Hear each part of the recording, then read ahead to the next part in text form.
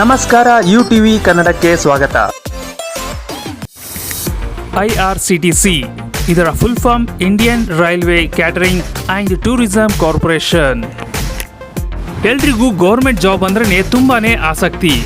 ಹಾಗಾದರೆ ಈ ವಿಡಿಯೋದಲ್ಲಿ ಇಂಡಿಯನ್ ರೈಲ್ವೇಸ್ನಲ್ಲಿ TTE ಹಾಗೂ TC ಜಾಬ್ ಪಡಿಬೇಕು ಅಂತಂದರೆ ಎಷ್ಟೆಲ್ಲ ಓದಿರಬೇಕು, ಇದಕ್ಕೆ ಏನೆಲ್ಲ ಯೋಗ್ಯತೆ ಇರಬೇಕು ಅನ್ನೋದು ಈ ವಿಡಿಯೋದಲ್ಲಿ ನೋಡೋಣ.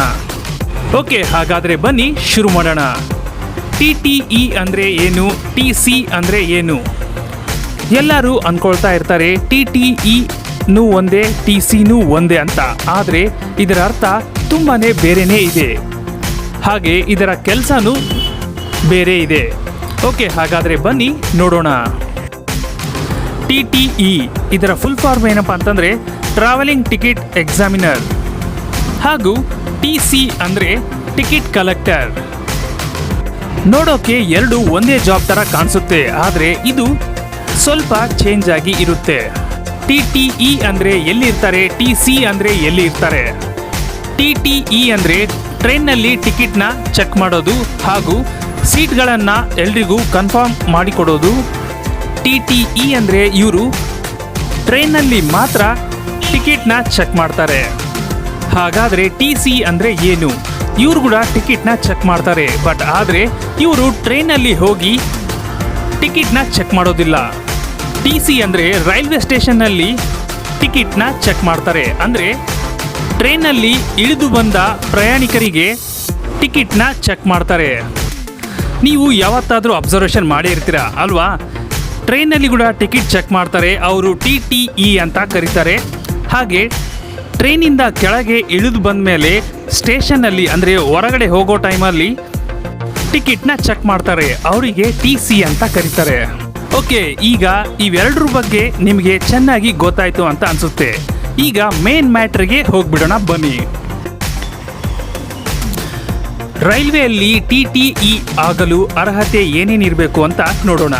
ನೀವು TTE ಓದಿಗೆ ಅರ್ಜಿ ಸಲ್ಲಿಸಲು ಹೋದರೆ ನೀವು 12ನೇ ತರಗತಿ ಪಾಸ್ ಆಗಿರಬೇಕು ಹಾಗೂ ಕನಿಷ್ಠ 50% ಮಾರ್ಕ್ಗಳನ್ನು ಹೊಂದಿರಬೇಕು. ನಿಮ್ಮ ವಯಸ್ಸು 18ರಿಂದ 30 ವರ್ಷಗಳು ಇರಬೇಕು. ಈ ಪರೀಕ್ಷೆಯಲ್ಲಿ SC ST ಮತ್ತು OBCಗೆ ಈ ನಿಯಮಗಳಲ್ಲಿ ಸ್ವಲ್ಪ ಬದಲಾವಣೆಗಳು ಇವೆ. ಅವರಿಗೆ ವಯಸ್ಸಿನ ಮಿತಿಯನ್ನು ಇದಕ್ಕಿಂತ ಸ್ವಲ್ಪ ಹೆಚ್ಚಿಗೆ ಇರಿಸಲಾಗಿದೆ. ನೀವು ಇದಕ್ಕೆ ಎಕ್ಸಾಮ್ನು ಬರೀಬೇಕಾಗುತ್ತೆ. ಒಟ್ಟು 150 ಪ್ರಶ್ನೆಗಳು ಇದಕ್ಕೆ ಕೇಳಲಾಗುತ್ತೆ. ಗಣಿತ, ಇಂಗ್ಲಿಷ್, ಸಾಮಾನ್ಯ ಜ್ಞಾನ ಮತ್ತು ಸಾಮಾನ್ಯ ರೀಸನಿಂಗ್ ಸಂಬಂಧಿಸಿದ ಪ್ರಶ್ನೆಗಳಿಗೆ ನೀವು ಉತ್ತರ ಕೊಡಬೇಕಾಗುತ್ತೆ.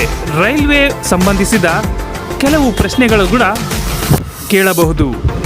ಪರೀಕ್ಷೆಯಲ್ಲಿ ಪಾಸ್ ಆದ ನಂತರ ಅಭ್ಯರ್ಥಿಯು ಮೊದಲ ನಿರ್ದಿಷ್ಟ ರೈಲು ಮತ್ತು ನಿಲ್ದಾಣದಲ್ಲಿ ತರಬೇತಿ ಪಡೆಯಬೇಕಾಗುತ್ತೆ ಮತ್ತು ಅದಾದ ನಂತರ ಅವರ ಅಧಿಕಾರದೊಂದಿಗೆ ಪ್ರಾರಂಭವಾಗುತ್ತದೆ. ನೀವು ಪರೀಕ್ಷೆ ಆದ ನಂತರ ಕೆಲಸಕ್ಕೆ ಸೇರಿದಾಗ ನಿಮಗೆ ಇದಕ್ಕೆ ಸ್ಯಾಲ್ರಿ ಎಷ್ಟು ಸಿಗುತ್ತೆ ಅಂತ ನಿಮಗೆ ತುಂಬಾ ಕುತೂಹಲ ಇರುತ್ತೆ. ಹೌದು, ತಿಳ್ಕೊಂಡಿದ್ದೀರಿ ಅಂತ ಅನಿಸುತ್ತೆ. ಇದ್ರ ಬಗ್ಗೆ ಈ ವಿಡಿಯೋ ನಿಮಗೆ ತುಂಬಾ ಯೂಸ್ ಆಗಿದೆ ಅಂತ ನನಗನ್ನಿಸ್ತಾ ಇದೆ. ಹಾಗಾದರೆ ತಡ ಯಾಕೆ ಸ್ನೇಹಿತರೆ, ಈಗಲೇ ಈ ವಿಡಿಯೋಗೆ ಲೈಕ್ ಮಾಡಿ, ಶೇರ್ ಮಾಡಿ, ಕಮೆಂಟ್ ಮಾಡಿ, ನಮ್ಮ UTV ಕನ್ನಡ ಚಾನಲ್ಗೆ ಸಬ್ಸ್ಕ್ರೈಬ್ ಮಾಡಿ, ಪಕ್ಕದಲ್ಲಿರುವಂತಹ ಬೆಲ್ ಐಕಾನ್ನ ಕ್ಲಿಕ್ ಮಾಡಿ. ನಾನು ಇದೇ ರೀತಿ ಇನ್ನಷ್ಟು ವಿಡಿಯೋಗಳು ಹಾಕ್ತಾ ಇರ್ತೀನಿ. ನೀವು ನೋಡ್ತಾ ಇರಬೇಕು ಅಂತಂದರೆ ಈಗಲೇ ನಮ್ಮ ಚಾನಲ್ಗೆ ಸಬ್ಸ್ಕ್ರೈಬ್ ಮಾಡಿ, ಪಕ್ಕದಲ್ಲಿರುವಂತಹ ಬೆಲ್ ಐಕಾನ್ನ ಕ್ಲಿಕ್ ಮಾಡಿ. ನಾನು ಮತ್ತೆ ಮುಂದಿನ ವಿಡಿಯೋದಲ್ಲಿ ಸಿಗ್ತೀನಿ. ಅಲ್ಲಿವರೆಗೂ ಸಿಗೋಣ, ಬಾಯ್.